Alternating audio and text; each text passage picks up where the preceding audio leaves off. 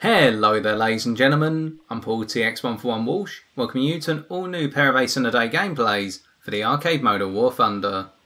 In today's episode we shall be reviewing the Hawker Sea Hurricane Mark 1C, a British naval fighter coming at a tier of 2 and a battle rating of 4.0. Having already provided a historical overview as to the Sea Hurricane from its inception through to the Mark 1B subvariant which we reviewed last week, and set of reviews available to you using the link in the top right corner of your screen as displayed now. Today's historical overview is just going to focus on the history behind the Mark 1C subvariant. We begin thus.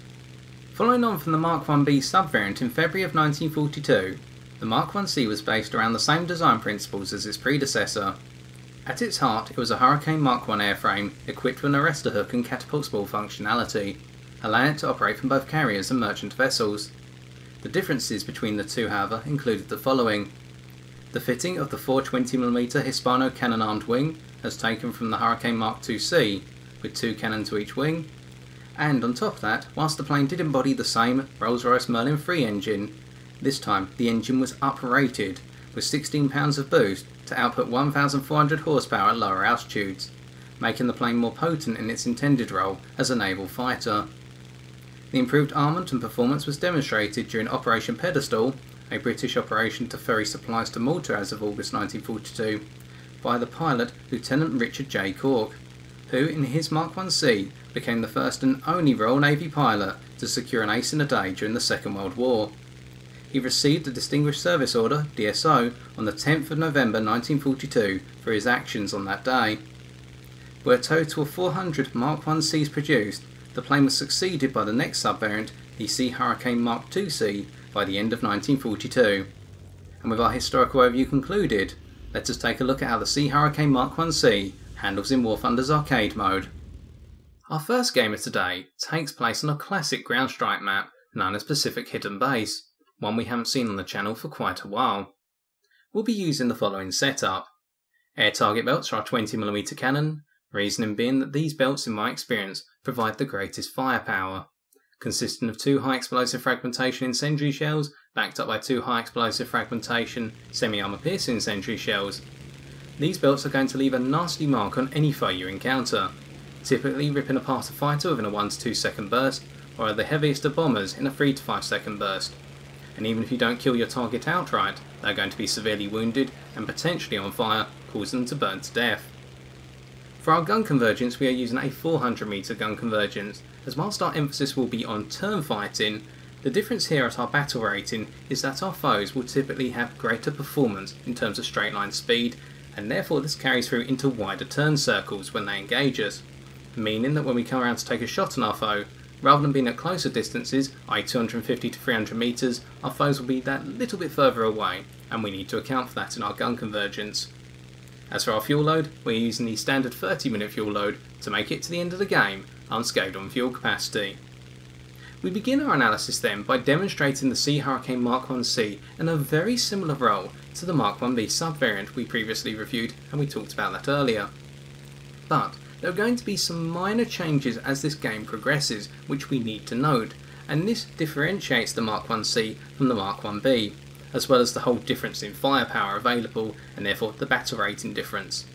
But let's start off discussing the manoeuvrability of this aircraft, and we are going to see a dogfight against a Yakovlev Yak-9U off to our left hand side coming up from below shortly in order to demonstrate the manoeuvrability of this aircraft further. The manoeuvrability is practically the same as the Mark 1B subvariant, whereby you have a good turn circle. Not the best, that title will go to the likes of the Ki-43-3 Otsu, i.e. your Japanese counterparts that you'll face, but pretty good. On top of that, your elevator authority is very nice. It is gentle, meaning that you're not going to have the plane shaking all over your screen, and we can see that here as we snap right out of the way of the Yak-9U, whereby our great roll rate, not the best in class but comes close to the likes of the Focke 490A4, enables us to quickly evade oncoming fire and head on. Bring these two together, plus our decent rudder, it means we can swing our plane around to get a shot on target, and take the Yak-9U down in this case in our second pass, within the scissors. With our first kill in the bag, we now flat rudder turn around before levelling out. And the combat flaps and landing flaps on this plane make a pronounced difference in terms of their braking effect, meaning that you can pull some very tight turns on your foes such as the I-16 Type 27, and you can stand a dogfight with those who are very manoeuvrable, whereby they may not have as good a turn circle as you, but they can use their manoeuvrability to outfox you, but then you can use your flaps to cause them to fall back into your gun sight. But as you go to higher speeds, especially in excess of 400 km an hour, your manoeuvrability begins to depreciate rather nastily, and that is why we're taking a very gentle approach against this B-25J20 Mitchell, whereby we need to manage our speed. We did cut our engine before engaging them to make sure as we turn around we don't smash into the cliff off to our left, or the rock face really, as we set the Mitchell on fire and just missed the cliff face. Having picked up our second kill, let's articulate the weaker manoeuvrability at higher speed into some thresholds. In general, all the lockups of your control surfaces occur at 450 km an hour, whereby the most pronounced one is in terms of your roll rate, whereby your ailerons will lock up to 25% of their standard performance at a speed of 650 km an hour. Meanwhile, in the case of the rudder, the lockup is more severe in terms of the rate at which it happens. From 450 km an hour to 550 km an hour, your rudder's performance drops off to roughly 30%. It's a very nasty lockup, and this means that in those extreme high speed dives, rolling the plane and using your rudder needs to be premeditated. You can't do it spontaneously. But in the case of the elevator, the lockup starts at 450 km an hour and maximises at 650 km an hour, and you only lose roughly 50% of your performance, which means it's not as big a problem, and you can perform some rather tight loops in those high speed dives to shake off pursuers in a dive, such as a Messerschmitt 19 F4. We pick up the assist here on the PVJ, with many of our friendlies also going after it, so we only really wanted the assist, which is trying to help. And rather than waste our time going after this Dornier 217E, who is going to bait out 3 of our allies and prove to be a nuisance for our team, we're just looking down the zoom sight, wondering whether to fire, but we decide not to in case we hit our allied KI-43, and we gradually now saunter away from the area we're trying to protect, i.e. where the bases were. Now we did fail in that, the bases have been eliminated, but we were going to try and hold down that space at the sky. Because the difference is, with the Sea Hurricane Mark 1C, you have just a little bit more engine performance. Now it's not much, your climb rate is just slightly better than that of the Mark 1B predecessor, and your climb rate is nothing to boast about compared to the vast majority of your foes, whereby if you will start off at 2,000 metres altitude, you'll be one of the last to assail to 5,000 metres altitude. So you're not going to win the climbing stakes at the start of a match, but you can build your altitude much more easily now, as you have a little bit more engine performance, and your acceleration from your stall speed of 100 km an hour all the way up to 360 km an hour is a little bit more pronounced, meaning this plane can rebuild its energy rather rapidly. On top of that, if you bring in more emergency power, this great acceleration extends up to 400 km an hour. Not too much of a difference, but still one that should be noted. So this means that with the Mark 1C, you can creep around the map and hold down different areas of the sky, or you can just sneak into a region, take down a foe, and then creep away. Of course, you don't want to be into a scenario whereby it's just you versus many foes, unless you're feeling cocky and very confident in your flying abilities, and with the manoeuvrability of this aircraft, I'm sure you can take down multiple foes by yourself, given the right circumstances. But you can start to poke holes in the enemy's formations, picking on those individuals a little bit less savvy in their flight. We're seeing here how we've gradually built our altitude up to roughly 2,500 metres. Not too much of an effort, we've had to level out a couple of times, but it's not a struggle, it's just a gradual pattern of performance. We are looking to pick off a foe who may be trying to creep across the centre of the map to pursue some of our allies who are retreating away, such as the F4U Corsair and our team going after a P61, and we're going to latch onto the rear of this Typhoon Fokker 190 combo. Now this plane does not build up its speed very well in the midst of a dive. It takes a very long time to build up its speed, but we gradually latch onto the Typhoon here and cut them to pieces for our third kill. Our maximum dive speed for reference is 786 km an hour, and again this is low. You can be outrun by many variants of aircraft apart from the likes of the A6M20s, whereby you'll be able to outdive them, but they're in the minority, not the majority. But notice how we've carried some of our energy through and we now snap onto the rear of a Yak 3, and they've got nowhere to go, so we creep in a little bit closer than our Convergence would like, but we pick up our fourth kill just by creeping around the map and bringing our foes down with our powerful 20mm cannon. And because of the overall manoeuvrability of this aircraft, this means that we can afford to stick close to the cliff faces and indeed the tunnels in the cliff formations and not have to worry about colliding into solid ground. Meanwhile, our foes on the other hand, such as that Yak 3, may be thinking to themselves, I haven't got any room to manoeuvre here, what can I do? We don't have to worry about that as much. Creeping around once again, we're going to rinse and repeat with the time available, because our foes are not really pressing into our territory anymore, they're contesting the centre of the map. And this means you can very quickly go into a furball, turn with a couple of foes, bring one or two down, and then break away. You just need to manage the situation accordingly. We do so again here with a P63A King Cobra, picking up our ace in the day as they try to break out. And as the Messerschmitt 19F4 comes in, we decide not to go for the head-on, instead come around and follow. Now unfortunately here the Messerschmitt 19F4 keeps their speed up and plays smart, deciding to split us away underneath the cliff face. And whilst we could pursue, it would be a pipe dream, especially seeing as we've got multiple friendlies heading after that Messerschmitt 19F4, so we decide just to saunter off once again.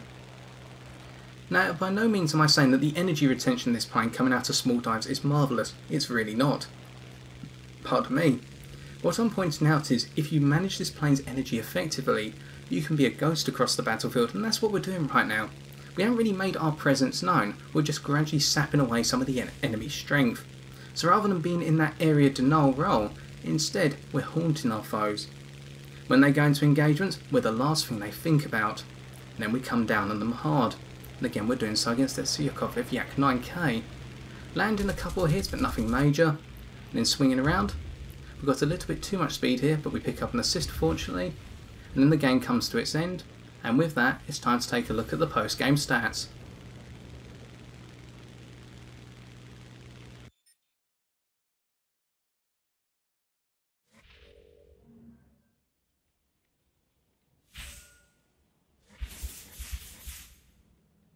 With our 5 kills and 2 assists, we're able to pick up 16,690 Silver Lions and 1,706 research points.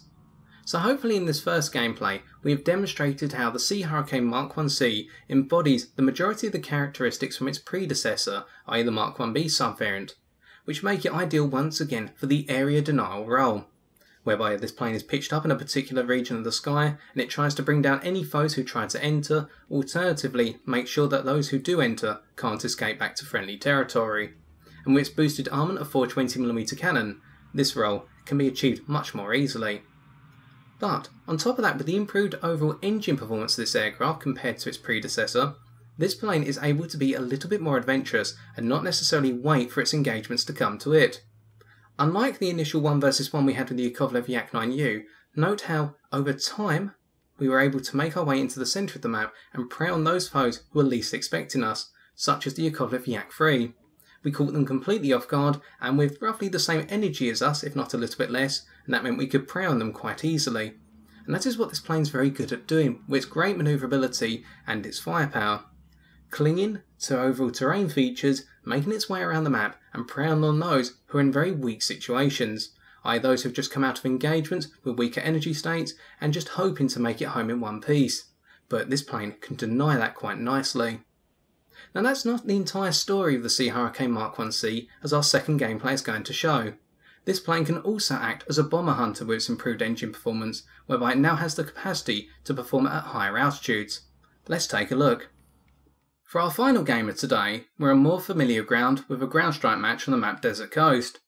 Using the same setup as before, we need to articulate what we mean by the bomber hunter role in this aircraft, whereby, as many of you may have guessed, due to the weaker straight line and vertical performance of this aircraft compared to its battle-rating contemporaries, of which the majority will outperform it in these two domains, this plane is not going to be in that initial wave that penetrates the higher altitude regions of the sky, but it will be in the backup or secondary wave that gradually saunters its way up through the accomplishments of the primary wave being able to take over that region of the sky, alternatively just plain inactivity from the enemy team in taking an interest at high altitude combat. We can see here how the climb rate of the Sea Hurricane Mark 1C, much like its predecessor subvariant, is weak, whereby at an angle of 25 degrees this plane cannot sustain a decent climb rate. You'll need to drop your angle to approximately 15 degrees to do so. In doing so, however, there will be a large offset between you, in reaching 5,000 metres altitude, and the likes of the P63 A10 King Cobra, whereby by the time that plane's hit 5,000 metres altitude, you'll be approximately 1,500 metres below it. You start off at the same climbing altitude.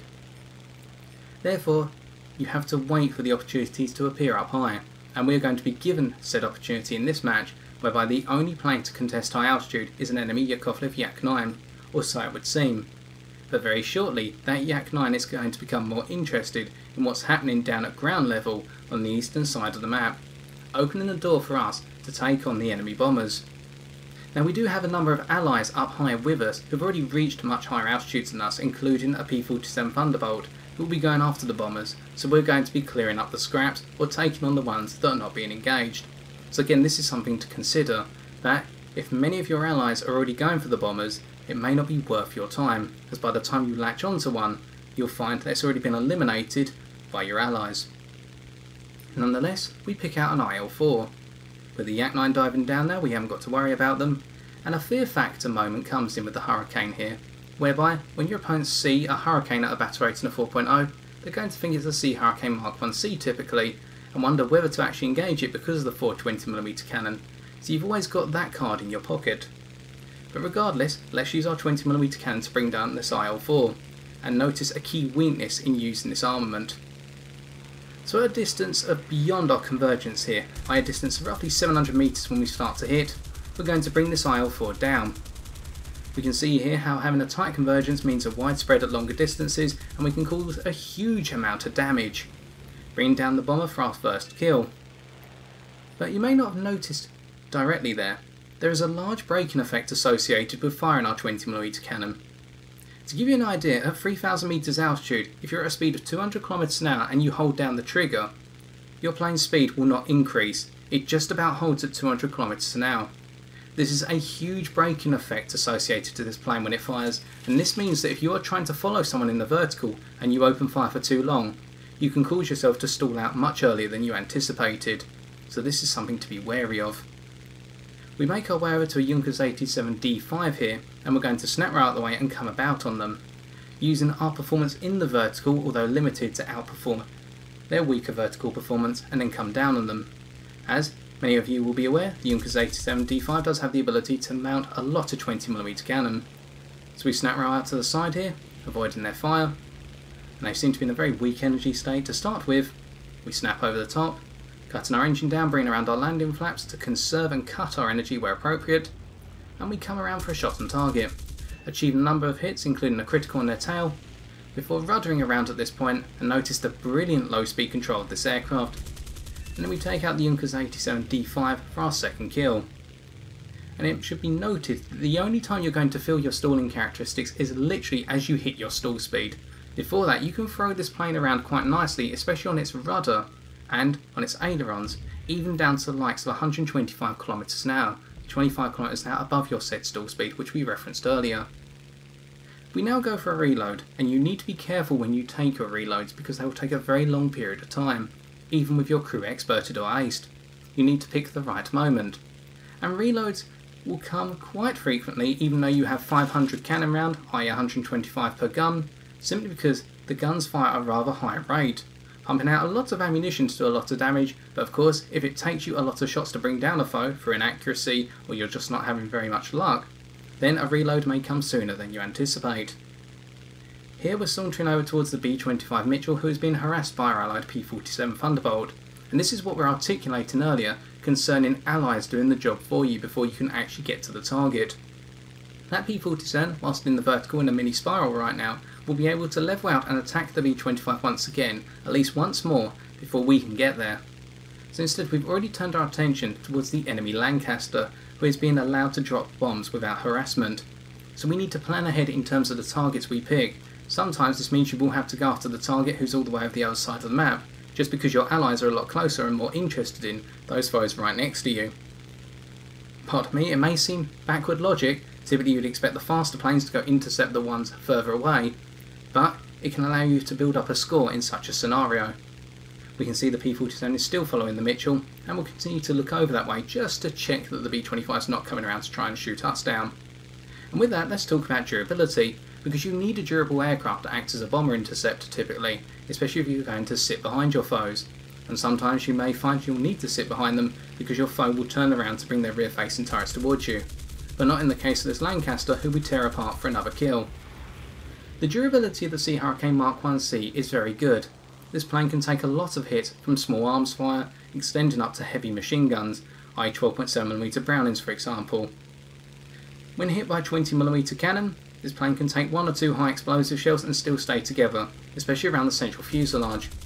But on the wings, the wingtips will come off very quickly for a single 20mm high explosive shell on some occasions, so you need to be wary of this. And anything of larger calibre will tear this plane to shreds, but that's standard for most aircraft anyway, i.e. the likes of a 37mm high explosive shell from a Yak-9T. But with your durability, this means that you can take the punches when you need to chase down the enemy bombers. And there, whilst we did spray at the B-25 Mitchell, we didn't hit. And again, we should note there how the 20mm cannon had a significant braking effect on our aircraft and meant that we very quickly fell behind the B-25 that we were converging with. We now make our way towards another enemy Lancaster. One key weak spot in terms of durability is the engine on this aircraft, whereby a couple of incendiary rounds hits to the engine will cause this plane to typically burst into flames. It's a more pronounced weakness compared to the predecessor subvariant, i.e. the Mark 1B, and something that needs to be accounted for. Therefore, when you're engaging an enemy bomber from behind, make sure to vary your flight path as you do so, as it will only take 1 or 2 hits to directly impact on your engine before it's knocked out completely or your plane starts to burn to death. We make our way for a head-on pass against an enemy Lancaster here, the best kind of approach, our head-on one for most cases against enemy bombers, and we cut them apart for our 4th kill. Now we carry our momentum through here against a Messerschmitt 109, who's very interested in our allied G5N. And note here how far away we are and how long it's going to take us to converge with the Messerschmitt 109, who doesn't know we're coming, they're just stalling out, they're planning the vertical to try and hit the G5N. And this is something that can be frustrating in the Sea Hurricane Mark 1C, i.e. how long it takes you to get to certain foes, who are in very weak scenarios or situations. And it just feels as though it's an inevitability to get there. We run out of war emergency power, or our boost essentially, I should say 110% boost, and we try to spray at long distance. But in doing so, we cause a significant braking effect on our aircraft, and now we're below 200 km an hour. We pick up our ace in a day, but how long it took us to do so is something we really need to be careful of. As our Messerschmitt 109 F4, if they'd been a little bit more aware of their surroundings, could have come around or just continued to spiral, but spiral over the top of us, and potentially frustrate us and bring us down instead. We now snap round to a Junkers 87D3 here to bring them down for our 6th kill, catching them from above and behind. And with that 6th kill, that'll be our final of the match. And with our Bomber Hunter role achieved, it's time for us to once again take a look at the post-game stats.